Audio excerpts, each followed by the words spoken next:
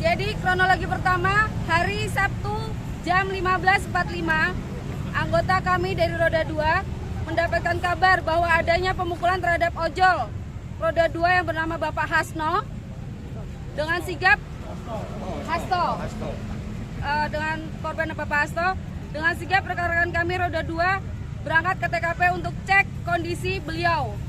Satu, kita ngecek ya, bukan melakukan tindakan lain. Kita ngecek kondisi beliau Bapak Hasto. Setelah itu kami mendapatkan video dengan para tersangka pemukulan yang berjumlah 3 orang. 2 diantaranya memakai jaket hitam dan 1 diantaranya pakai jaket hijau bertuliskan Villa. Sesampainya anggota kami di sana, kami segera meminta rekaman CCTV ke pom bensin untuk melihat kejadian sebenarnya.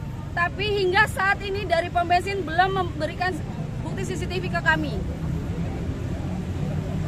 Yang kedua, jam 16.15, rekan kami korban pemukulan Bapak Hasto dibawa ke Rumah Sakit Bayangkara untuk melakukan visum. Lalu jam 17 menit, rekan kami mengetahui bahwa tersangka pemukulan ada di daerah Telogosari, tepatnya di Naknan. Kebetulan beliau berprofesi sebagai tukang parkir. Setelah diselidiki, ternyata daerah di situ siang sebelum kejadian memang ada sedikit gesekan dengan teman-teman kami Roda 2, tapi bisa diredam. Jam 18:18, rekan kami masih memastikan bahwa benar tersangka tersebut ada di sana yang menggunakan baju hitam atau jaket hitam. 19.30 barulah tertangkap salah satu pelaku tersangka, sedangkan yang 2 kabur. Yang kemarin-kemarin beritanya selalu menyalahkan kami Roda 2, ojol yang melakukan pengeroyokan, ojol yang melakukan terkena pembacokan.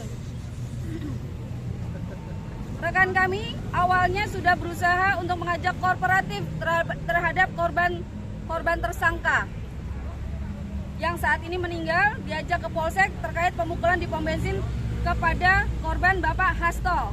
Hanya saja pelaku tidak memberikan tanggapan positif, malah mengeluarkan sajam dan secara membabi buta mengejar rekan kami bernama Budi Sarwo.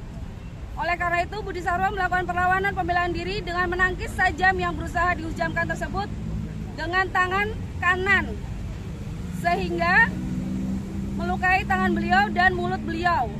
Secara refleks tangan kiri Bapak Budi melakukan perlawanan dengan memukul helm, lalu terjatuh tersungkur dan kaki kanan berusaha menendang pelaku korban. Setelah itu barulah terjadi pengeroyokan. Jadi pengeroyokan itu terjadi secara spontanitas, benar ya teman-teman ya? Bukan kami, bukan teman-teman ojol, bukan teman-teman Roda 2 dan bukan teman-teman Roda 4 yang melakukan pengeroyokan itu. Pengeroyokan massa ini tidak dilakukan secara hanya dengan ojol saja, tapi ada masyarakat yang melintas juga. Jam 19.30, pelaku tersangka kondisi di Telogosari masih hidup. Ya. Jadi kalau ada berita mati di tempat, salah. Ya, itu hoax. Ya.